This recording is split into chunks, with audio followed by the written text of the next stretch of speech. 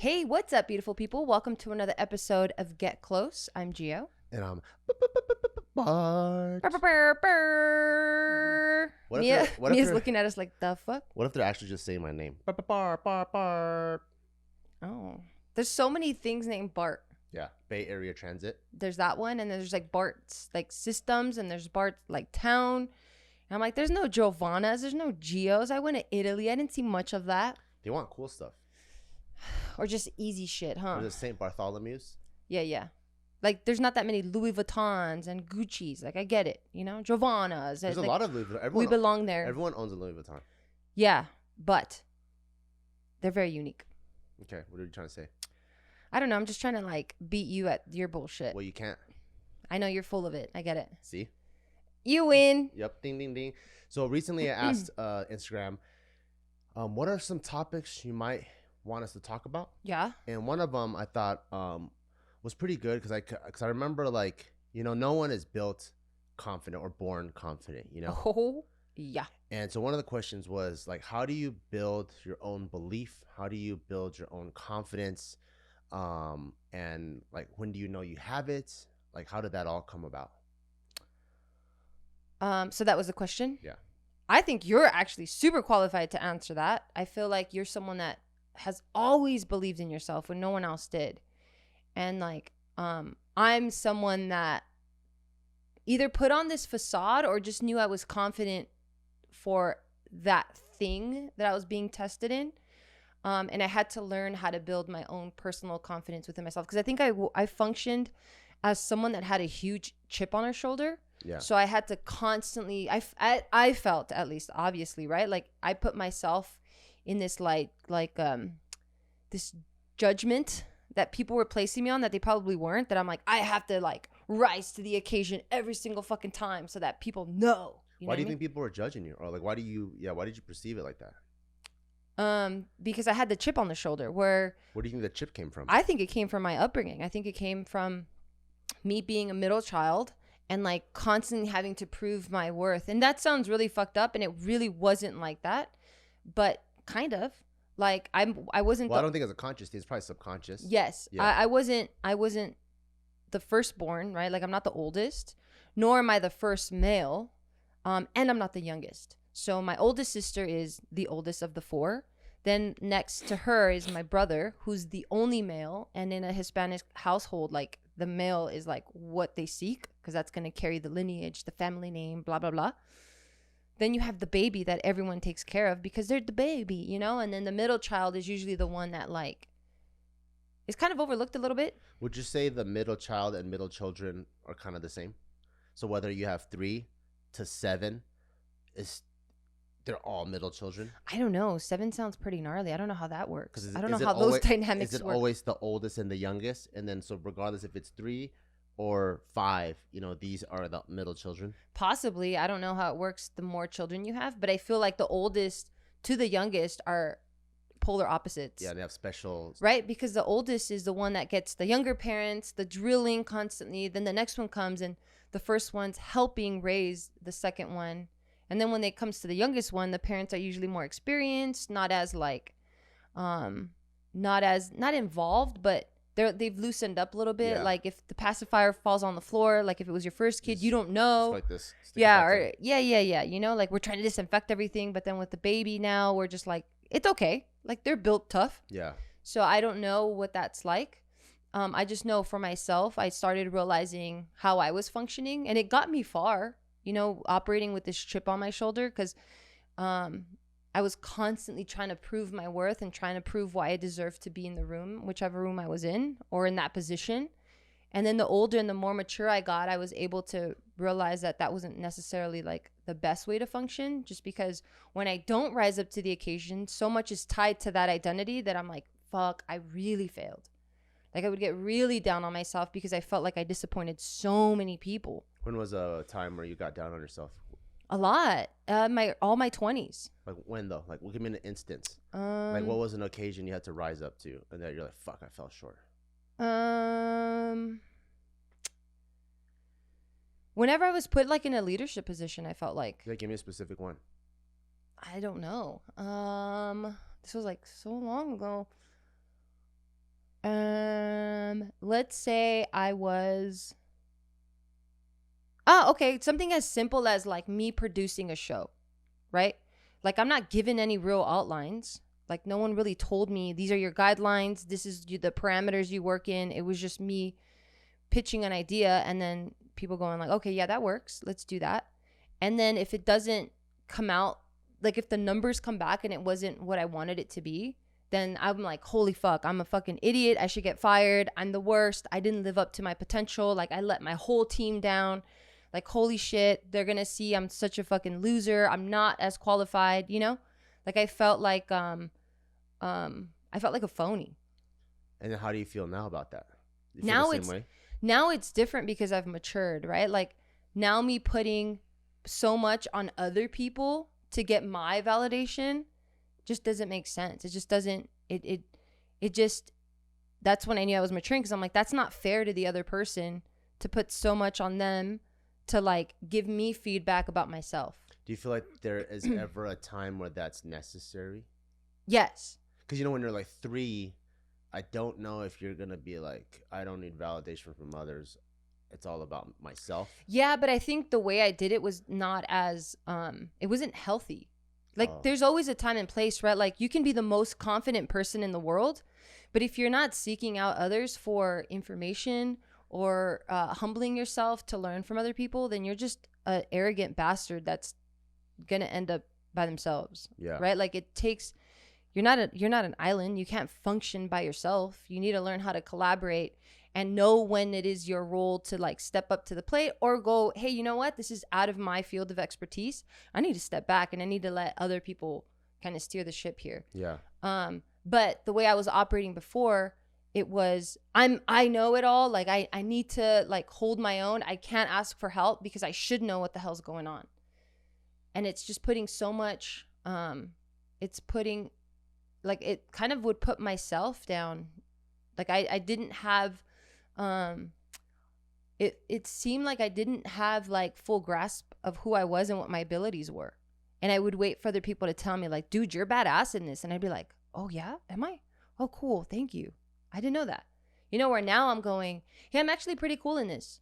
You know, like I think I'm all right in it. What changed?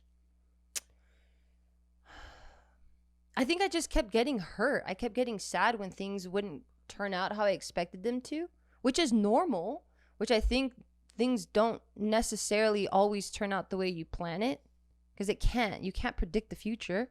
But then when it wouldn't come out how I wanted it to come out, then I would get down and I'm like, wait, this is not a cool feeling. I don't like feeling like this. I don't like putting this on, even as something as simple like as like our relationship, right? Like if I felt I wasn't living up to the partner that I felt that you needed me to be, then I felt like I was doing you a disservice. It's interesting. Why?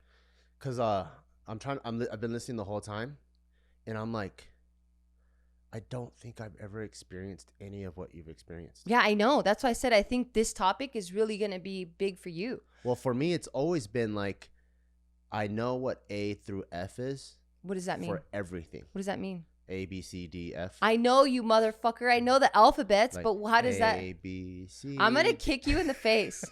like, you know, A is for apples, and B is for oranges, and C is for carrots, and D is for... That mic is in such an enticing position right now. All I need to do is extend my leg and connect. Do you understand grades?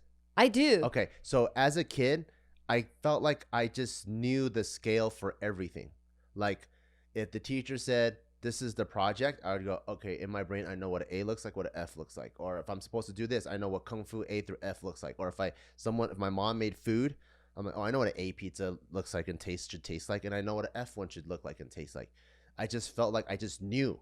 So when I did something, as soon as I was done, like, okay, I'm done. I looked at it, I can go, I'm probably gonna get a C on this. Or I'm gonna get an A. So it's always been unattached. It's not like, here, can you grade it? And then they grade it. I go, oh man, the oh man already happened with me, because I would look at something, I'm like, shit, this is a fucking F.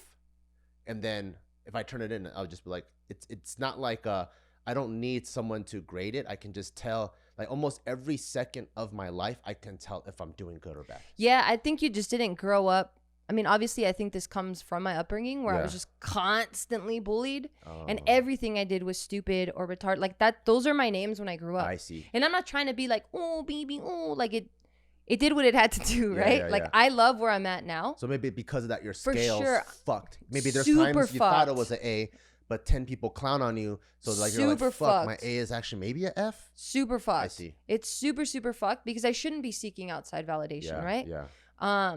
At least from everybody. I think it's okay to seek validation from an expert or someone you look up to, but when you're constantly being talked down to, and like no one would ever call me by my, not my parents, but like no one would ever call me by my name. It was always like, hey, you retard, or hey, you dumbass, or hey, you stupid fuck. Like it was that way. Yeah. And after a while you grow a thick skin, right? And you're just like, okay, these are words, and like obviously you give power to these words, and it's up to you how it affects you or whatever, but that comes with maturity and that comes with understanding. Yeah. But growing up, it's like this roller coaster, right? Because like as you're leaving like being a child, or from being a child, like in your childhood, to becoming an adolescent, to now becoming a teenager, to an adult, like it molds you, you know? And like I did look up to my brother and sister and stuff, and I would seek that validation because I loved them so much. I looked up to them so much, but they're the ones that are clowning on me, and I love them and I don't blame them for anything, and they're the best fucking people ever.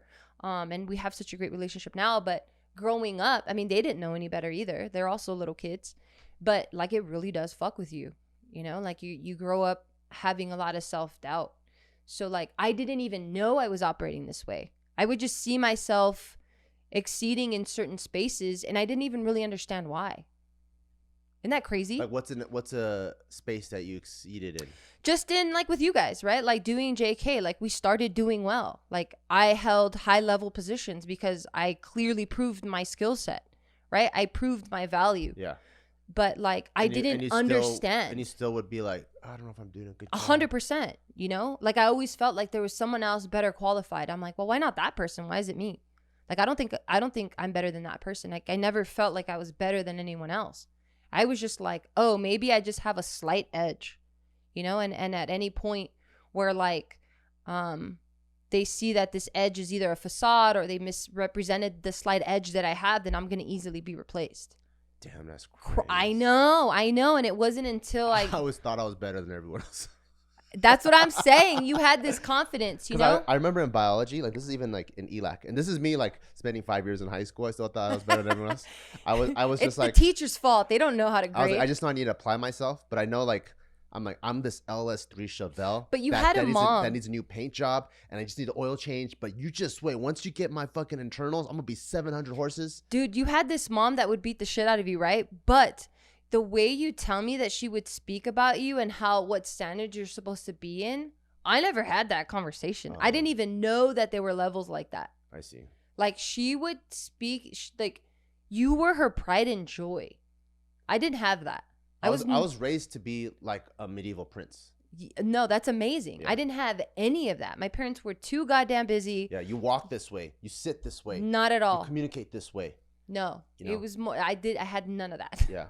There was no like, you need to be a queen of this thing at some point. Right now, you're a princess that needs to become a queen. It was just like, we don't have time for you. Just make sure you're doing what your teacher tells you to do. You need to pass. Are you fed? Are you healthy? Cool. That's all I have time for. Like, we got to keep the shit moving, you know? So, I didn't have anyone stroking my ego. Not to say that, I mean, your shit is pretty fucked too. But for me, it was something that I really had to battle, like crazy. When was your first taste of confidence then? Where it started, like the ship started turning around? So for me, it came in spurts. Like it was minor spurts. So the most superficial spurt, it came in when I started feeling attractive. Like that was the most superficial, but it was one of the most confident boosting thing when everyone was like, wow, you're actually really attractive. When was that? College. Oh. Yeah. So in high school, you thought you were ugly? For sure. Like, cause I wasn't the popular chick. I didn't date the coolest guys, you know? I didn't, like, no one was like, at least that I knew, no one was like, oh, we gotta like get with Gio, right? But it wasn't until I went into college where it was like, oh shit, like, damn, who's that girl? Who's that? And I was like, oh shit, superficial as fuck. But it was a confidence boost that I had never felt, because growing up, they rag on your appearance, you know, like I had a gap teeth, and like, it's just ragging after ragging after ragging. So it's like, you don't think you're anything. So that gives you a boost in some regard. Yeah. You know, it allows you to walk into a space and kind of have a straighter, stiffer back. Yeah. But again, it's short-lived. It's super superficial. It doesn't go very far. But that was one of the first times I started feeling that, you know, and that was one of the things my mom would emphasize a little bit, was that she's like, oh, like, you know, one of your business cards is always going to be your appearance, you know? Which is very true, because like in most sales positions, they emphasize looks so much because you almost feel the way you look. Yeah. You know, if you're wearing pajamas, you kind of just feel, feel like bedhead. Yeah. But like the minute you go to a suit store and they put that suit on you, and then it just drapes on, you got the tie on, and you got the slightly elevated dress shoes, you're just like, oh shit. Like looking you just look $1 million, and then you feel $1 million, and there's nothing that changed about your actual appearance. You just put some things on. But now you carry yourself like maybe more professionally or more proper or whatever, you know? Yeah. Yeah. So it does matter a lot, as like, because I think people downplay vanity a lot. It's so superficial, whatever. But it's like your outside dictates I don't a lot know how you feel on the inside. Yeah, I guess it's a I don't know why it's a topic that people kind of like want to like sweep under the rug, but it's like we all know it's an advantage. Yeah. Like we all know, like that's where they say sex sells, right? Or like no, it just dictates in general. Like, Yeah. you know, when we tied Taika's hair into a ponytail on top of his head, he's already silly goose, but he's Yeah. 3 times more silly goosey. Once he can see himself in the mirror, like the outside affects your insides a lot. Yeah. So that was one of the first tastes. The other one would be I started getting confidence when I was able to support myself. When I was able to pay for my own college, graduate college, move out of my house. This is pre-career, just Pre-career. just like one-off jobs here and there. Yeah. Well, I didn't have too many jobs. It was just like the bank job. Yeah. But I was excelling there so much that I was getting promoted, making decent money, live on my own, you know, still get my parents' respect and have their back. So that was a different confident booster, the more capability booster of like, oh, fuck yeah, okay, cool. Like, you can't knock me off my block because I made this block. I chopped down the tree and I molded it. I like fucking chipped away at it. This is my shit. So no one could take that away from me. So that's a different type of confidence. But when it came when it went into more of the business realm, something I had never done, where I'm leading people or I'm like leading initiatives or coming up with these initiatives, like that one, I was just like, what the fuck? I do not belong here. I don't know what the fuck I'm doing, because it wasn't something that I don't know. It just felt like I just felt lost the whole time. And I'm like, and I'm someone that needed the feedback because I'm so unsure, right? Because I was telling you the way I was raised, it was like they're fucking ragging on you all the time.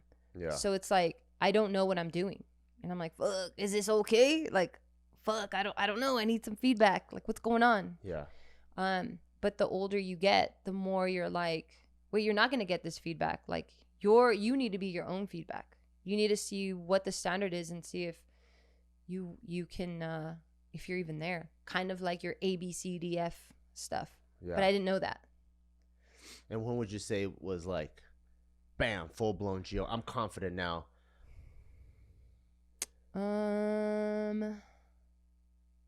I think it would be. Or are you still not confident? No, I'm pretty confident now. Yeah? Yeah, for sure. How come you always want me to like whisper like sweet things to you in your ear? When is this? Like all the time. You're always like, when was the last time? I'll say something and like, tell me more. But oh, you did a really good job with this. Oh, I like what you did with that. My mind, you're like, tell me more. And I'm like, no, I'm done. I'm like, no, you gotta tell me. It's cute. I think it's cute. Also, you don't need me to whisper those. I don't need it anymore. I don't need it, but it's always nice. Like, who doesn't like a compliment, right? But if you didn't compliment me, I'd be like, oh, I'm doing okay. You don't need me to just whisper those sweet things. Yeah. Well, now I'm 39. I think I started getting my real confidence. Like, I guess it's more so in the business space, right? Because as like a person, I'm pretty confident. Like as myself, like as who I am, like as my morals and like I'm pretty confident in myself. Like, I know I'm a great person. I know I'm a trustworthy person. I know I'm like an asset to people in their life. Yeah. But maybe it's more so in like the business space because it's something that was so new for me. Yeah. That it wasn't until maybe I was 35, 36, 37. I forgot when. Wow. Like recently. So it took a minute to get confident. Fuck yeah. Because I had this narrative of like, you don't know what you're doing. Like, what are you doing?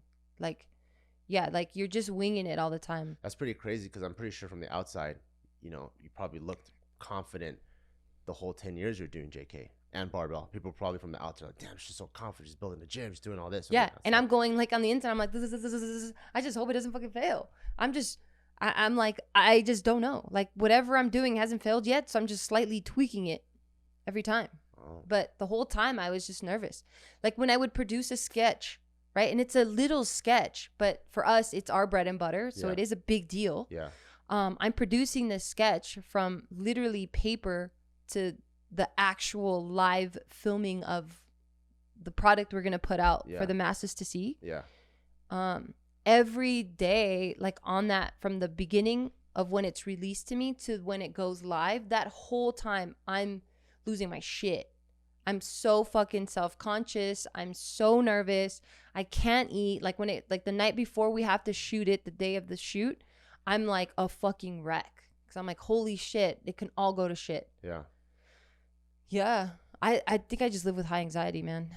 Sure do. Yeah. But it wasn't until I started really doing, I guess, the shadow work, as people like to talk about it, and going, well, wait, where does this stem from? Like, why do I need so much outside validation? Like, why do I care about people's opinions about me? I think it's okay to care about people's opinions, but it really matters who these opinions, like what mouths they're coming out of. Yeah. Like if it's someone that's not in a position where you want to be, like why would it matter? Yeah. You know, if their shit's all fucked up. Yes. It's like you're not going to take financial advice from someone who's like $5 billion in debt. Literally. Yeah. Right. But even then I would still take something from that. And I think to a certain degree it's okay. Because there's things that they might say that might trigger something else in you to make these connections for yourself. Yeah. But yeah, I just started really going like, wait, what am I doing? Like, who am I? Like, what am I made out of? Like, if shit were to hit the fan, like, what am I confident that I can nail it at? And then at that point, it was like, oh shit, okay, this is what I'm good at. What would you tell your, now that you're your confident self, what would you tell your like super not confident self? Is there any pieces of advice you would tell them if you were to be able to travel back in time and meet them? Yeah. I would be like, be a fucking better friend to yourself. Like, be like, I remember boosting up a lot of my friends. Yeah. And like cheering them on and just being like, yo, you got this. Like, what the fuck? Like, you know, that pep talk? Yeah. I just didn't have that with myself. It was the opposite. Like, you suck. You can't do this. Yeah. Like, it was like, dude, like, you shouldn't be here, or you shouldn't do that, or damn, that's really retarded, or that's really stupid, or that's, you know, why are you doing that? Or like, are you sure you want to do that? Like, I had to fight myself a lot. And that's when I came up with my whole, fuck it, let's do it. Like, because I just knew when I would get into my own head that I had to stop it before it got to too extreme to where I would talk myself out of things. So I had to just be like, as soon as I felt any inkling of like negativity coming back at me, I had to be like, fuck it, let's do it. Don't think about it. You know, so it maybe from the outside, it looked like I was very impulsive for certain things in my life. Yeah.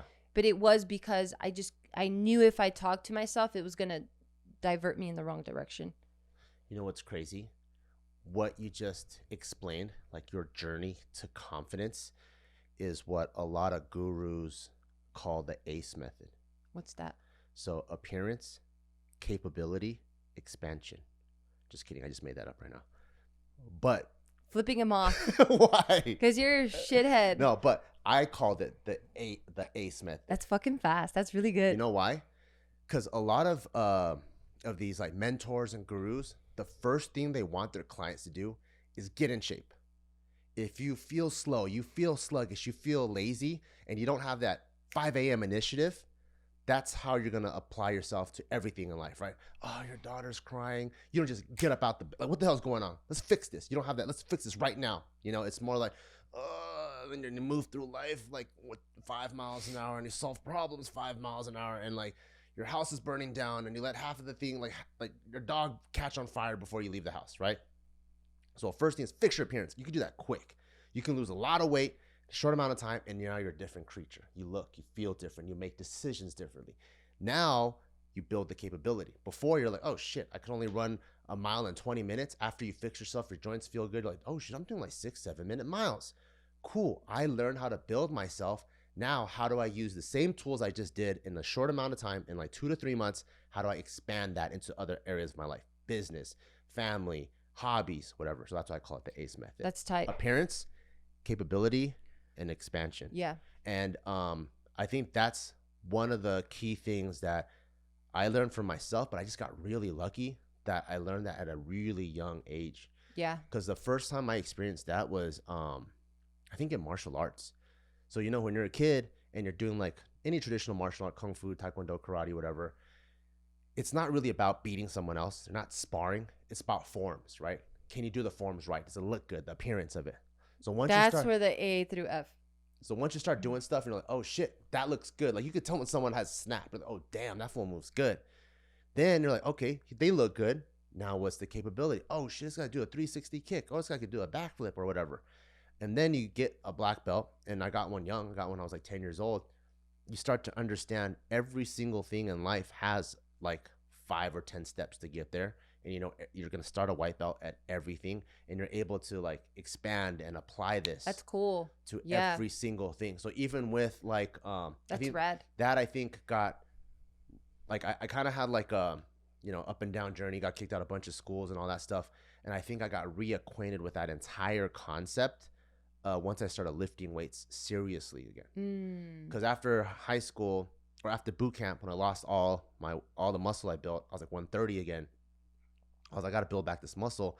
Started building back this muscle, started getting bigger. When I did JK, like there's almost every comment, oh, let's share your workout program. Because I was like one of the only jacked like Asian dudes out there. Share your workout program, share your workout program. So I had the appearance. I felt jacked. I felt good. And then even in the commercial gyms, I'm like, oh shit, I'm like the only one deadlifting like 5 plates in here. Like I feel pretty strong. And then so it was like, once again, it kind of triggered the whole thing. Like, oh shit, like you look good. Then you can move and feel good. And then now how do I apply it? Yeah. To something else. That's really rad. Yeah. And then that's why I like that whole phrase, like confidence is built, and it's built by little wins.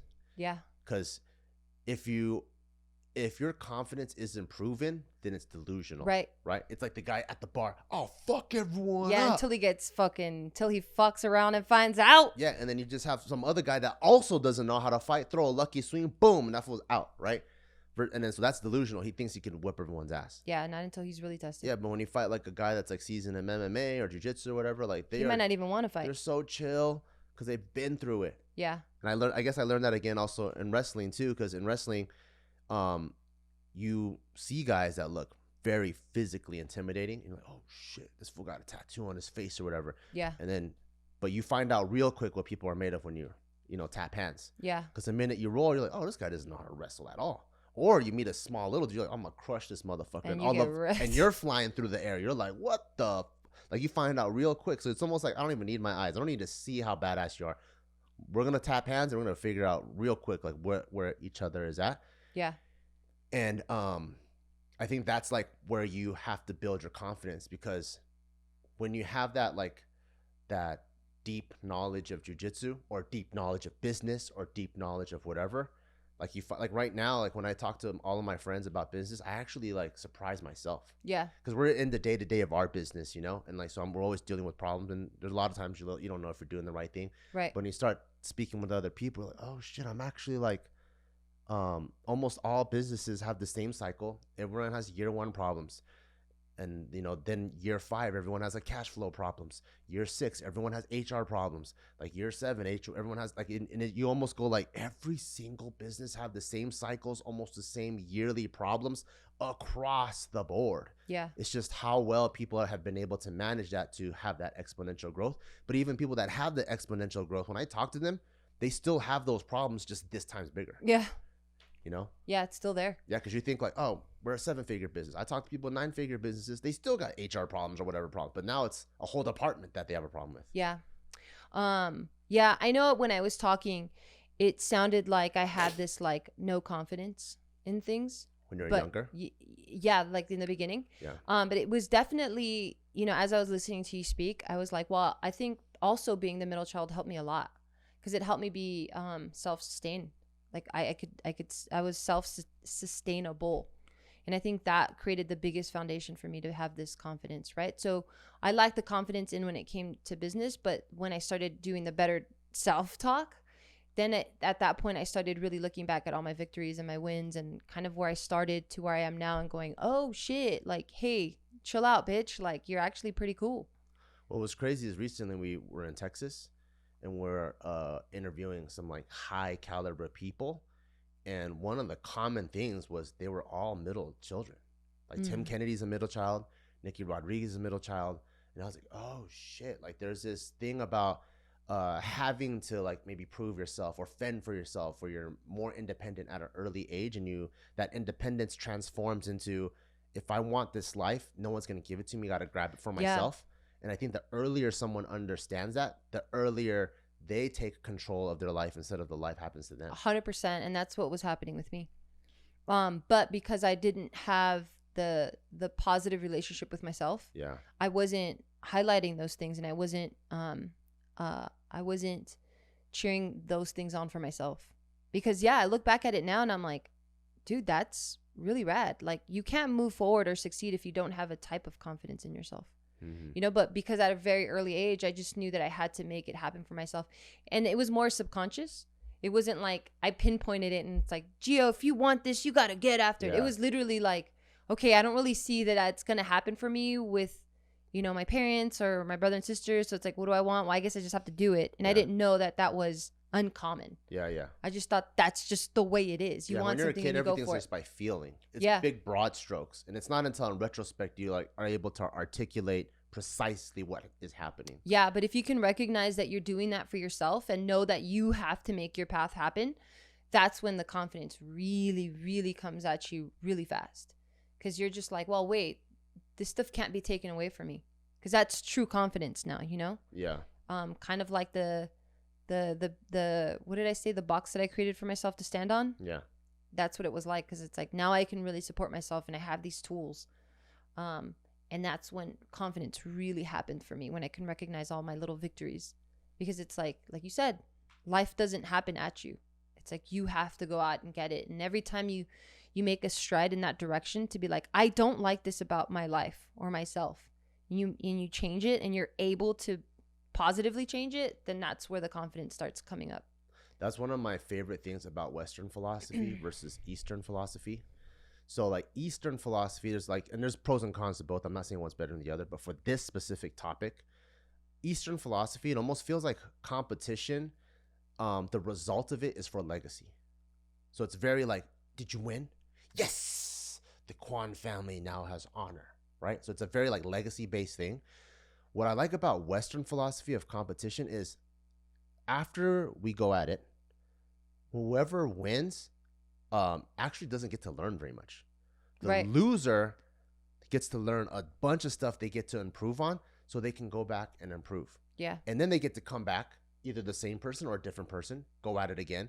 So you're using competition as a way to figure out what your holes are. Yeah. And so you'll see that's the reason why a lot of the more Western, like not just ethnically and culturally, but even like Asian cultures that are more Western culture inclined, that have that competitive spirit, they go up because, you know, different companies will compete, Microsoft, Apple, and they outbid and they create a great product. Like every company, they compete and they create this huge good product. And that's why I really like competition. And it's not viewed as like if you come home and someone lost, it's not like, oh man, he lost. It's just more, okay, cool. What do you have to work on now? And some of the best competitors that I meet, they don't look at it like, oh, they lost or they won. It was just more like, what were you able to learn? I feel like that's such a new thing. I feel like that's something that, you know, our generation really started zeroing in on. I think we brought that back. Because if you look at the old Greek stuff, the reason why they had Olympics, wrestling, and why they liked debate, they knew iron sharpens iron back in the day. Like even back in the day, like people that like the Thais, right? The Muay Thai like guys, they adopted this Western philosophy, so they want the best. Like they don't want, okay, this guy's the king, let's give him like a bunch of fresh meat, he just whoops everyone's ass. He's not gonna get any better. Like I want to bring someone else that's gonna hurt me a lot so that we can train and I make him better, he makes me better. And then now me and this guy are leagues above everyone else because we made each other better. And you find that in almost like every circle, you know, whether it's like crypto, academia, wherever, like you find like if you can get a bunch of people that can debate, compete, and challenge the ideas, is it actually good? And then that's how you are able to build more and more and more and more. Yeah. That's why I'm such a big fan of like competitions and challenges, because like even with like powerlifting or running a marathon, it's like you're doing it for yourself, and you build your own confidence for yourself. And like when I ran my first marathon, like there's times in my brain I want to quit, but you actually learn stuff about yourself. You're like, oh fuck, you know what? Even when both of my quads and both of my hamstrings are cramping, I'm still down to keep going. Yeah. And you don't actually know if you have the dog in you until you're put into a dog fight. Of course, right. You know? And then you're like, oh shit, I actually do. I'm very proud of myself, you know? Yeah. Yeah, and that's one of the things too, one of the key factors that helped me have real confidence in my abilities is getting into the fight. Right? Because it's like you have to put yourself in uncomfortable situations in order to find out what you're made out of. Yeah.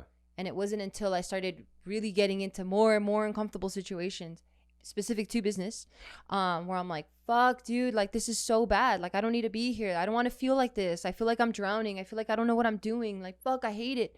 But little by little, you just keep chipping away at it. And you're like, oh, damn, okay, I have a better handle on this thing. Okay, everything else is fucked up. But okay, fine. At least this little pocket of this, I can put that away and I'm good. Okay, now the next pocket. And then the more you keep like digging away and chipping away at it, you're like, oh, damn, I have all this stuff that I'm very comfortable with that now. And that for sure was key to my newfound confidence in myself. And what's freaking cool is seeing you follow the ACE method and seeing you how like that's amazing. Like you smash it at business, and I can literally see like when you're mothering, I'm like, this is the mothering skills of a CEO. Why? Like the way that you like structure Taika's like before school activities, after school activities, how he reads, the sight words, how he does chores. And even recently you started like teaching about finance. You're like, okay, I'm going to give you like however much money every week. And then you're going to have, you choose how to use it. Spending pile, savings pile, or helping others pile. And we're going to make a balance sheet so you can keep track. Like that's like a CEO's mind. That's cute. I didn't even think about it. You know, but that's like a CEO's mind. Like you've been able to do it for yourself so that you can expand it and apply it to others around, you know? Because it's like if you're like fat and lazy as a parent, how are you gonna teach your kids about not to be that way, you know, right? It's so hard. So it's like you have to walk the walk. Yeah. So like being able to see you do that has been really, really cool. Like I'll see you just like these little things and I'm like, oh, that's a CEO raising a son. Thank you. Yeah. Yeah. It was a lot of work, but again, you know, no one else is gonna do it for you. It's like whatever it is that you want, you can have it. For sure. The world is your oyster. They weren't kidding when you said that. Like anything you want, you can have it. It's just you have to be willing to put in the work. And through putting in the work and failing, learning those lessons, sharpening your tools, and then going at it again, that's what creates true confidence. And I think maybe it had to take me this long for me to really realize it, because I felt like the other confidence that I had, yeah, it was good. But to certain degrees, it felt a little bit superficial for me. Like which one? Like the beauty standard one, right? One of the yeah. first ones that I had. And then moving out on my own. Like that one was great, but it wasn't until I was put into more of the business mindset. But those are baby steps to getting For there. sure. 100%. And we all need to go through stuff like that, right? Yeah. But knowing that I could build my own world, that is a confidence booster like no other. And you don't have to necessarily go into business to build your own world. Like you can do that within your family structure. You can do that within your own life if you're a single person and you want to remain that way, right? It's like, well, what does your circle look like? What does your home look like? What does your environment at your workplace look like? What type of work are you turning in? Like, how are you spending your free time? Like, this is still a world that you're creating. Yeah. Like, is it allowing you to grow and thrive and learn? Then yeah, you're pretty fucking successful and you should find a lot of confidence in that. Yeah. But if your world consists of like inconsistent friends and, you know, shaky foundation with your family members, or like your finances are a little bit fucked and you're at a dead end job that you're not really happy at, and any spare time that you have, you're spending it fucking getting drunk. You know, your world is pretty fucked, and I can't really see you building a lot of confidence coming out of a space like that. So it doesn't necessarily have to apply to entrepreneurship or a business, but it's just whatever world you want to create for yourself. Yeah, that's one of the things I look back and I'm like, damn, some kids had it figured out early. For example, like, you know, like the stereotypical like quarterback of the football team with the 4.0 that's also ASB president. Oh, right. You know, I'm like, some people have been building their own worlds young, where Yeah. I was probably just lost in the sauce. I don't know what the fuck was going on. I'm like, why is that person like even volunteering? I don't know. Like, what the fuck? Like, I just want to go smoke weed, you know? And you're like, damn. I look back and I'm like, man, some people they knew what they wanted. They started building their world early, and they're already making high school their oyster. Yeah, you know? they probably didn't feel like they needed to survive in the beginning. Possibly, yeah. You know, because I think you and I felt like we needed some type of survival. Yeah. Or we needed to like keep our head above water to be like, okay, what the fuck is going on? Yeah. And then like figure it out from there. Where some of these kids, not to stay there in a super healthy environment, but at least they felt like they were in a position enough to be comfy enough to make decisions for themselves and feel like there's a type of support system. Yeah. Where I can't say that for myself. Yeah. That's why I'm so happy we put Taika in so many things like when he's young. Yeah. Because like when he hit 7, he would have done jiu-jitsu for 3 years now, which 7 is still young, right? So I could totally see like another brand new 7-year-old, because you're barely first, second grade, and you go sign up for jiu-jitsu, and then that's like their first time and they're all intimidated. And someone who's already done it for 3 years, I could totally see Taika going, "Oh, don't worry, come here, I'll help you."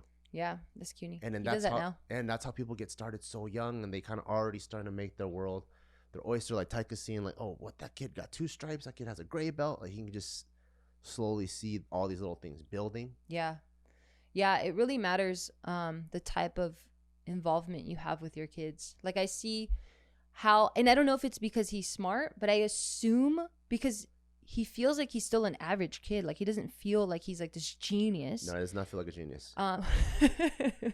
That came from your heart. But I can see with just my involvement and our attention with him, whether that be just to kind of play with him for 10 minutes or just do 20 minutes of reading and allowing him to read, or just listening to his stories, his confidence and his ability to retain these things, I just see it growing exponentially, you know. And it makes me think, and again, that this is not me throwing any type of shade to my upbringing or my parents. I know they fucking did their best and I love them so much, and I don't see any fault in what they did. But I didn't have that, you know. My mom was trying to make ends meet, so was my dad. So like I was left alone quite a bit. I wasn't necessarily a latchkey kid, but I was definitely alone a lot of the time. So I didn't have someone sitting at the table helping me with my homework. You know, it was more like, hey, did you do your homework? Good. Here, let's have dinner. Okay, get ready for bed. Let's go. You know, it was one of those things. Yeah. And I'm sure if I had someone there holding my hand and like, you know, okay, let's read this word. Let's work out this problem. Or, hey, well, you know, like just giving me some type of feedback. I could see myself turning out completely different. Yeah, that's something my uncle always talks about. So my uncle was first generation, like doctor. And he said like he pretty much took like the Taiwanese MCAT like 5 times before he made it. And he had to work so fucking hard. And he goes, man, when you have a classmate and their older siblings already went to the best college or passed the Taiwanese MCAT, whatever, he goes, it's so easy for them. Yeah. So for him, like that's why I think he wants all of his kids to be in the medical field, because he can. Yeah, he can help them with that. He can help them with that, and that's one of the things that like actually motivated me to be a high performer. Not so much even for myself to have a good life, but you can't pass on tools if like everyone loves their kid.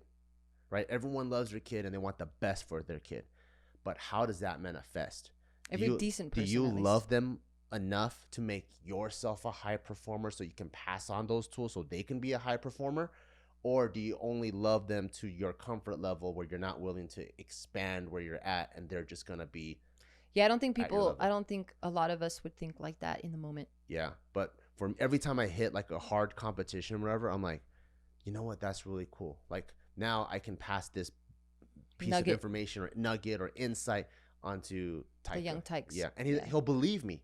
Right, because it's not like my parents telling me I should be a doctor. I'm like, motherfucker, you ain't a doctor. Why are you telling me to be a doctor for? That's true.